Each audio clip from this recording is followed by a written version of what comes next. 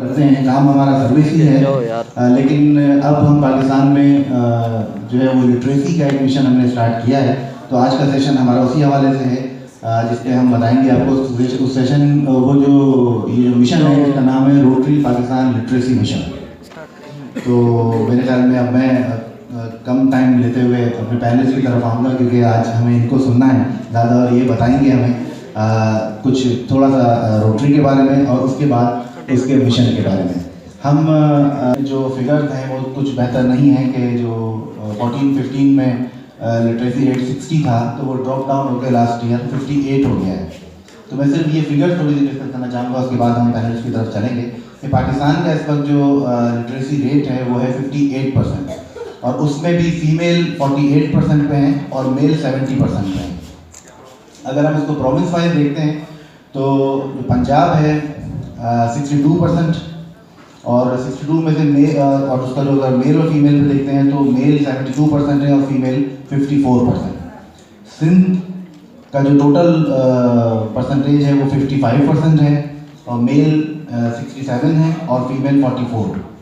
KP के 53% है इसकी, और जिसमें से मेल 72% है और फीमेल जो है वो 36%। बलूचिस्तान 41% पे सबसे पीछे है लिटरेसी रेट में, उस पर बहुत काम करने की ज़रूरत है हमें, और मेल 56% है और फीमेल सिर्फ 24% है। तो ये एक थोड़ा सा बैकग्राउंड था आज का हमारा इस सेशन के हवाले से।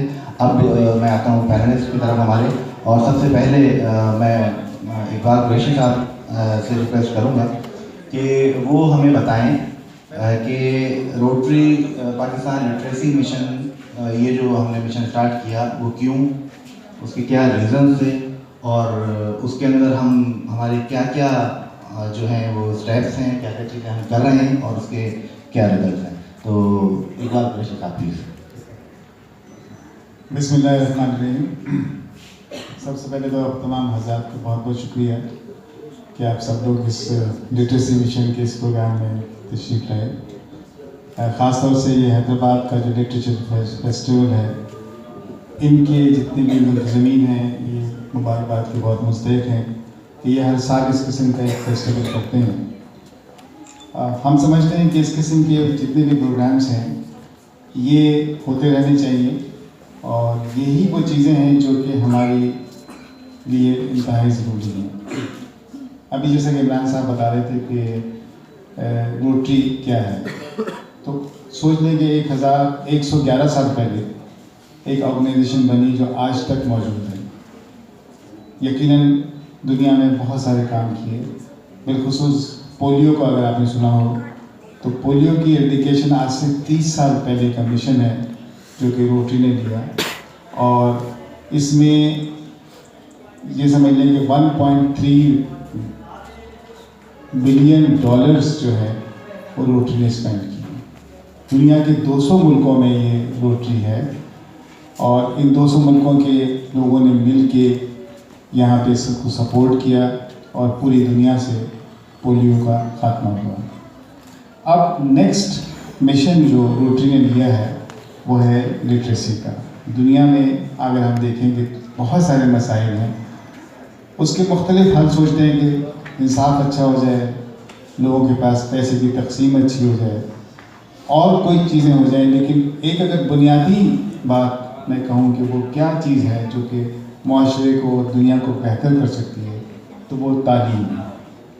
तो तालीम को 100% करने के लिए ये रोटरी ने जिम्मेदारी अपनी ज़िम्मे की, और हमारा प्लान ये है कि इंशाअल्लाह ताला पाकिस्तान में आप लोग सब लोग मेरा साथ दीजिएगा, इस बात को गौर से सुनिएगा, इसलिए कि ये काम रोटरी का नहीं है, ये काम मेरा नहीं है, ये सब काम आपका है।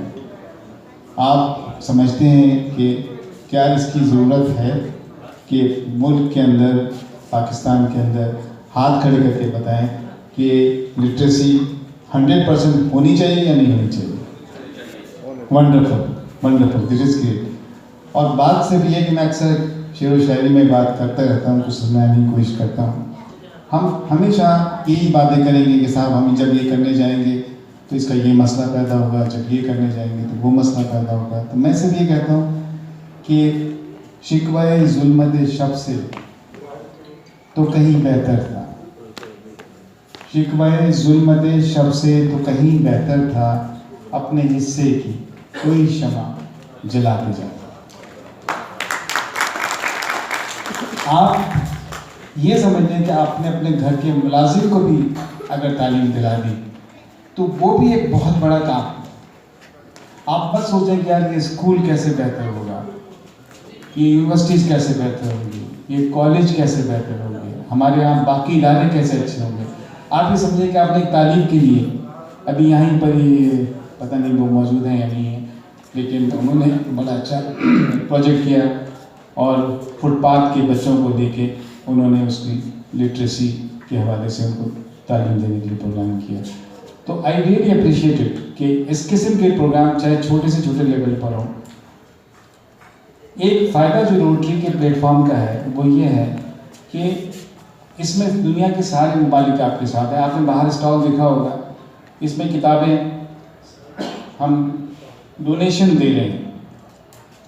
ये सारी किताबें हमें फ्री ऑफ कॉस्ट, जब हमने सोचा कि हम पाकिस्तान में जो है ये का प्रोग्राम शुरू करना चाहते हैं तो हमने लिखा कि साहब हमारे यहाँ बुक्स की कमी है, तो उन्होंने 10 लाख किताबें फ्री ऑफ कॉस्ट कंटेनर्स बना के हम भेज दी। Will you appreciate it? So this is the work कि हम अगर यहाँ लोकल ऑर्गेनाइजेशन होते तो शायद ये सपोर्ट हमें इतनी आसानी से नहीं होती, लेकिन क्योंकि हम इंटरनेशनल सपोर्ट में लोग हम पे ट्रस्ट करते हैं, हम उन पर ट्रस्ट करते हैं, तो उन्होंने ये सब चीज़ें हमारे लिए मुहैया की। आप चाहें तो इसमें हमारे साथ, बल्कि चाहें नहीं बल्कि मेरी ख्वाहिश होगी कि आप सब मिलके हमारे इस मिशन में शामिल हों और पाकिस्तान को पढ़ा लिखा पाकिस्तान, सिंध को पढ़ा लिखा सिंध बनाने की कोशिश करें। यही हमारा मिशन है और इसी में हम काम करना चाहते हैं। Thank you very much. Thank you sir. जैसे कि सर ने कहा कि हमारा जो टारगेट है वो है 100% लिटरेसी इन पाकिस्तान, इसलिए इसका नाम हम रखा है टोटल लिटरेसी। और आप ये समझ लें कि ये कोई मुश्किल टारगेट नहीं है। अगर हम सोच लें, जैसे सर ने एक बात कही कि पोलियो का दुनिया से खात्मा करने में एक रोटरी का हाथ है, तो 1985 में जिस तक ये इनिशिएटिव लिया गया तो ये कोई छोटा इनिशिएटिव नहीं था। वो टारगेट ये था कि पूरी दुनिया में जितने बच्चे हैं, वो ऐसा टारगेट नहीं था कि गली के, मोहल्ले के, शहर के या मुल्क का टारगेट नहीं था, पूरी दुनिया के बच्चों को पोलियो के खतरे पहुंचाने का टारगेट था। और आज माशाल्लाह ये टारगेट 99.9% हम अचीव कर चुके हैं। तो अब हमने जो ये टारगेट लिया है टोटल लिटरेसी का, अगर हम सब मिलकर इसके ऊपर काम करेंगे तो ये भी कोई इतना मुश्किल टारगेट नहीं है कि हम अचीव ना कर सकें। इंशाल्लाह हम इस टारगेट को ज़रूर अचीव करेंगे। और मैं एक चीज़ और पूछना चाहूँगा सर से कि ये जो एक हमने RPLM में टीच का जो प्रोग्राम लॉन्च किया है, ये क्या चीज़ है सर, ये थोड़ा सा बताएंगे लोगों को? देखिए, आमतौर पर जब हम स्पेलिंग करते हैं किसी चीज़ की तो उसका कोई ख़ास मकसद नहीं होता है, लेकिन हमने इसके मुख्तलिफ एब्रीविएशन से एक वर्ड निकाला। मिसाल के तौर पर टीच की स्पेलिंग होगी TEACH, इसकी स्पेलिंग हो गई ये बात, लेकिन एक्चुअली है क्या? तो हमने कहा जी टी से टीचर्स ट्रेनिंग, यानी हम अगर कोई प्रोजेक्ट लेते हैं कहीं पे भी तो उसको किस तरह से कंप्लीट कम्प्रिहेंसिव बनाते हैं। पहला काम है टी से टीचर्स ट्रेनिंग। जब तक टीचर्स फुल्ली ट्रेन नहीं होंगे वो बच्चों को कैसे बेहतर तालीम दे सकते। ई, आजकल लिटरेसी हमेशा कंप्यूटराइजेशन हो गई है, तो ई से ई लिटरेसी। अब मैंने इंडिया में देखा कि पूरे कोर्स, यहाँ पे लोग किताबें कंधे थक जाते हैं, पूरी किताबें सर पे रख के बच्चे स्कूलों में जा रहे हैं। एक कंप्यूटर टैबलेट उनके हाथ में है जिसकी कुल चार्ज वो जो लेते हैं वो $1, मीन्स जस्ट 100 रुपीज़, पूरा कोर्स उस टैबलेट में। तो we have got a plan कि हम ई लिटरेसी के हवाले से काम करें। ए से मतलब एडल्ट लिटरेसी। हमने देखा कि साहब किसी वजह से बच्चे ना पढ़ सके या बड़े हो गए और बड़े हो गए, लेकिन क्या तालीम के दरवाजे उनके लिए बंद हो गए? नहीं। उनके लिए क्या करना है कि उनको हम, स्कूल में क्या होता है कि सुबह से लेकर दोपहर तक स्कूल है, अब दोपहर के बाद तो क्लास भी मौजूद है, बेंचें भी मौजूद हैं। अब रिक्वायरमेंट क्या है? सिर्फ कुछ टीचर्स की। तो एडल्ट लिटरेसी करके हम ये करेंगे कि उन लोगों को जो किसी वजह से उस वक्त तालीम हासिल नहीं कर सके, हम आज उनको तालीम मुहैया करें। ये कोई बड़ा मुश्किल काम नहीं है। सी से मतलब है चाइल्ड एजुकेशन। सबसे पहले इम्पॉर्टेंट है कि बच्चा जब तक प्रॉपरली एजुकेट नहीं होगा, हम पढ़ा लिखा माशरा नहीं बना सकते। ऐसे मतलब हैप्पी स्कूल। अब हैप्पी स्कूल से क्या मतलब? स्कूल भी कभी हैप्पी होता है? यस, होता है। कैसे? गवर्नमेंट स्कूल देखा आपने? पीले रंग की बिल्डिंग है, टूटी हुई दीवारें हैं, पंखा है तो लाइट नहीं है, बाथरूम है तो पानी नहीं है, WC नहीं है, दरवाजे नहीं हैं। इन तमाम चीज़ों पे कितना खर्चा आ जाएगा? अगर उन्हीं स्कूलों में ये तमाम चीज़ें मुहैया कर दी जाएँ तो वही स्कूल एक हैप्पी स्कूल में कन्वर्ट हो सकता है। अगर आपने इसका प्रैक्टिकल मुजाहरा कभी देखना हो तो कभी आप आइए, हम आपको वो स्कूल दिखाते हैं कि जो इस प्रोजेक्ट को लेने से पहले था, और जब हमने ये प्रोजेक्ट लिया और ये चीज़ें की तो इस स्कूल की शक्ल कैसी तब्दील हो गई। नारे लिखे हुए हैं उस पर, तो सब साफ करा के बच्चों के चेहरे पे जो खुशी है, जो हैप्पीनेस है, we call this as an happy school. So now you can very well understand what do we mean by teach. तो हमारा एक पूरा पैकेज है किसी भी स्कूल के अडॉप्शन पे। जब कोई स्कूल हम अडॉप्ट करते हैं तो उसमें ये सारे प्रोसेस करते हैं। ऐसा नहीं है अगर मैं स्कूल बनाता तो एक स्कूल बनाता, 10 बनाता, 20 बनाता, 100 बना देता, लेकिन इस प्रोसेस से शायद हम हज़ारों स्कूलों को बेहतर कर सकें। मगर ये यकीन से मानिए कि जब तक आपका ताउन सबका, एक एक का अपने हिस्से की कोई बात आप सोच लें कि क्या मैं टीचर्स को ट्रेन करने में कोई हेल्प कर सकता हूँ, क्या कोई मैं लिटरेसी में कर सकता हूँ, क्या मैं बड़ों को एडल्ट एजुकेशन में कोई टाइम दे सकता हूँ, कोई चाइल्ड वेलफेयर का काम कर सकता हूँ, कोई हैप्पी स्कूल में, मिसाल के तौर पर कंस्ट्रक्शन के हवाले से आपने 2 बोरी सीमेंट दे दी, एक बैग चूने का दे, ये तो हो सकता है। आप ये सोचिए कि जब उन बच्चों के चेहरों पर खुशी होंगी और वही स्कूल प्राइवेट स्कूल से, गवर्नमेंट स्कूल से प्राइवेट स्कूल की शक्ल में आ जाएगा तो कितना खूबसूरत होगा। मेरी ख्वाहिश है कि हम सब मिल के इस प्रोसेस में शामिल हों। और मैं आपको ये चीज़ बता रहा हूँ कि अंडर डेवलप्ड कंट्री जैसे कि श्रीलंका है, जैसे कि बांग्लादेश है, जैसे कि इंडिया है, इन्होंने ये इस तमाम चीज़ों पर अमल किया, इस इंटरनेशनल ऑर्गेनाइजेशन का फ़ायदा उठाया। आप बिलीव करें कि वो कहीं से कहीं निकल गए तरक्की करके। हम सब मिलके कोशिश करेंगे इंशाल्लाह ताला और इसको बेहतर से बेहतर करने की कोशिश करेंगे। शुक्रिया, थैंक यू बाबू।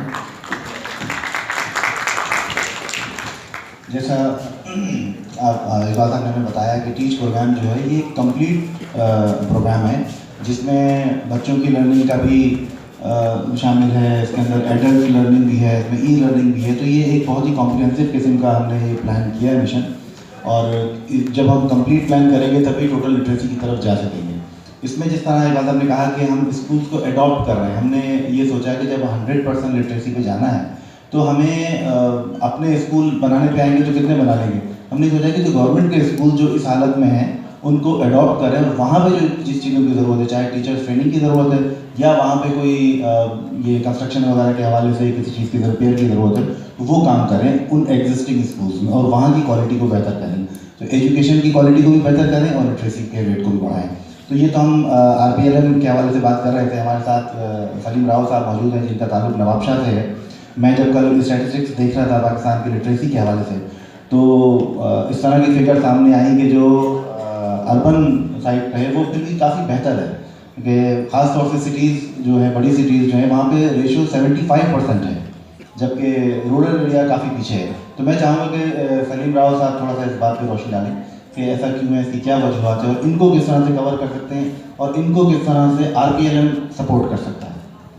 बिस्मिल्लाहिर्रहमानिर्रहीम। Thank you Imran. अभी हमारे सिंध बलूचिस्तान की लिटरेसी चेयरमैन इकबाल कुरैशी साहब आपको टीच के हवाले से सारी चीज़ें बता रहे थे और रोटरी के बारे में सारा कुछ आपको बता चुके हैं। अब इमरान भाई का जो सवाल है कि रूरल एरिया और अर्बन एरिया, रूरल एरिया में जो लिटरेसी का रेशो कम है, बेशक इसमें रूरल एरिया में फैसिलिटीज़ बहुत कम हैं, टीचर्स की इंटरेस्ट बहुत कम है, गवर्नमेंट की इंटरेस्ट बहुत कम है। लेकिन मैं समझता हूँ कि हमें जो बेसिक लिटरेसी या हम बेसिक एजुकेशन जिसकी हम बात कर रहे हैं, टोटल लिटरेसी की बात कर रहे हैं, जब तक हम रूरल एरिया से स्टार्ट नहीं करेंगे तो मेरे ख्याल है हम उस चीज़ को अचीव नहीं कर सकते। Recently rotary club Nawabshah central ने एक बहुत अच्छा प्रोजेक्ट 20 स्कूल अडॉप्ट किए डिस्ट्रिक्ट नवाबशाह के, और तमाम के तमाम स्कूल आप बिलीव करें कि वहाँ जाके देखें, रेत के टीले हैं, बिल्कुल एक गांव है। मैं एक स्कूल में गया और उस स्कूल को हमने अडॉप्ट किया, उसमें हमने ई लिटरेसी के हवाले से, जैसे इकबाल साहब ने कहा, हमने वहाँ कंप्यूटर लैब बनाए, 20 कंप्यूटर लगाए डेल के, और बड़े कंप्यूटर बिल्कुल फर्नीचर फिक्चर और टीचर्स के साथ। लेकिन सबसे बेसिक चीज़ जो है एजुकेशन की, जो रूरल एरिया में ज़रूरत है, वो इस चीज़ की ज़रूरत है जो मैं समझता हूँ कि वहाँ की कम्युनिटी वो उस स्कूलों को अपने ऑन करें, उसमें इन्वॉल्व हों। आप बिलीव करें कि छोटे छोटे स्कूल हैं, उस स्कूल में जिसकी मैं बात कर रहा हूँ 400 के करीब बच्चे, 400, और वो 1949 से स्कूल जो है वो कायम है। लेकिन उसकी खूबसूरती, उसकी बिल्डिंग, उसके तमाम बच्चे, उसका डिसिप्लिन वेरी गुड। और बैंड लग किया था कि वहाँ मैंने जब देखा तो सिर्फ 3 टीचर, 400 स्टूडेंट और 3 टीचर। डायरेक्टर एजुकेशन जमाली साहब मौजूद थे, SDO थे, DO थे। तो गवर्नमेंट की अपनी कुछ मजबूरियाँ होंगी, शायद वहाँ टीचर नहीं दे सके। लेकिन जो मुझे सबसे अच्छी खूबसूरत बात लगी, और आप सब दोस्त नौजवान जो यहाँ बैठे हैं, उन सबसे दरख्वास्त है कि आप अपने अपने इलाके में जहाँ ऐसे स्कूल देखें, आप अपना कीमती टाइम में से 1 घंटा ज़रूर निकालें उन बच्चों के लिए, अपने बच्चों के फ्यूचर के लिए। आप उनको जिसमें आपकी स्पेशलिटी है, जिस एजुकेशन में आप स्पेशल हैं, आप उसको उस तालीम के लिए 1 घंटा जाके खुद अपने उस गांव में, अपने उस गोठ में, अपने उस इलाके में जहाँ से आज आप पढ़ के अपनी तालीम हासिल करके एक बहुत अच्छी तालीम हासिल करने के बाद एक अच्छी पोजीशन पर फायज है, तो आपका, हमारी कम्युनिटी का, हमारे अपने लोगों का ये हक है, माशरे का हक है कि हम सिर्फ गवर्नमेंट की तरफ ना देखें, हम सिर्फ जो है किसी NGO की तरफ नहीं देखें, हम अपना हिस्सा भी, जिस तरीके से इन्होंने कहा, हम अपने हिस्से की कोई शम्मा ज़रूर जलाते जाएँ। तो ये शम्मा आप भी जला सकते हैं, 1-1 घंटा देके, 10 मिनट देके, आप कोई चीज़ जाके वहाँ करके। तो यकीन करें कि बेसिक लिटरेसी, बेसिक एजुकेशन जब स्टार्ट हम वहाँ से करेंगे तो मैं समझता हूँ जो हमारा लिटरेसी रेट कम है वो भी पूरा होगा। और ना सिर्फ ये पूरा होगा बल्कि हम शहरों में बहुत सारी चीज़ें मौके मौजूद हैं, और देहातों से जब हम ये सब चीज़ें कर लेंगे तो इंशाल्लाह हमारा इसका जो लिटरेसी रेट है वो बहुत अच्छा अप होगा। लेकिन मैं समझता हूँ कि जब तक वहाँ के लोग, इलाके के लोग इन्वॉल्व नहीं होंगे, उस स्कूल पर अच्छे तरीके से खुद नहीं करेंगे। और एक और बात, पेरेंट्स का जो है ना वो बड़ा, सबसे बड़ा रोल है। आप बिलीव करें कि कितने ऐसे स्कूल मैंने देखे, मैं भी बहुत स्कूलों में गया, लेकिन मैंने किसी जगह ऐसी चीज़ें नहीं देखी, खासतौर पर रूरल एरिया। बहुत सारे प्राइवेट स्कूल में पेरेंट्स दे होते हैं, लेकिन रूरल एरिया में पेरेंट्स आके देखते नहीं कि मेरे बच्चे ने क्या पढ़ा है, क्या किया, क्या नहीं किया। तो इसमें वालिदैन का भी बहुत बड़ा रोल है कि जब तक वो अपने बच्चे के लिए इंटरेस्ट नहीं लेंगे, स्कूल में नहीं जाएंगे, टीचर से नहीं मिलेंगे, उसके बारे में पूछेंगे नहीं, तो मैं नहीं समझता कि वो एजुकेशन में वो इलाका भी तरक्की कर सकता है। थैंक यू बहुत।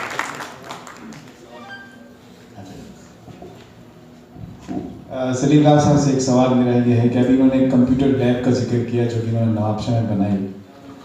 ये एक बड़ा सक्सेसफुल प्रोजेक्ट है जो कि रोटरी ऑर्गेनाइजेशन के साथ मिलकर किया। जो लोग रोटरी में हैं और जो लोग रोटरी में नहीं हैं, ज़रा तवज्जो से सुने कि उन्होंने इतना बड़ा काम किस तरह किया, इनका अपना कंट्रीब्यूशन क्या था और दूसरे मुल्कों से इनको कैसे सपोर्ट हासिल हुई। मैं सलीम खान साहब। बेशक ये हमारा रोटरी क्लब नवाबशाह सेंट्रल बहुत छोटा सा एक क्लब है, 15 मेरे ख्याल उसके मेंबर हैं, लेकिन वो यंग बच्चों पे टैलेंट पे जो है वो क्लब है। उस क्लब ने सोचा कि हमें लिटरेसी के ऊपर किस तरीके से काम करना चाहिए, तो उन्होंने इस लिटरेसी का एक प्रोजेक्ट बनाया है ग्लोबल ग्रांट के। रोटरी के लोग जानते हैं सारे कि ग्लोबल ग्रांट जो है वो रोटरी इंटरनेशनल से मैच करने के बाद हमें ग्लोबल ग्रांट मिलती है। हमारे उस क्लब ने ओनली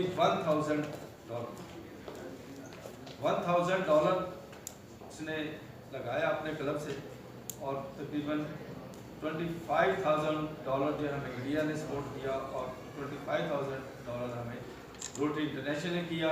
$50,000 से अब हमारा ये प्रोजेक्ट 50 लाख से ज़्यादा का है, और एक लैब बना चुके हैं, 2 लैब अभी अंडर कंस्ट्रक्शन है, वो बन रही है। तो ये हमारा एक प्रोजेक्ट हर रोटरी के जितने मेरे दोस्त यहाँ मौजूद हैं, यकीन करें कि ये हमें बहुत कमी है।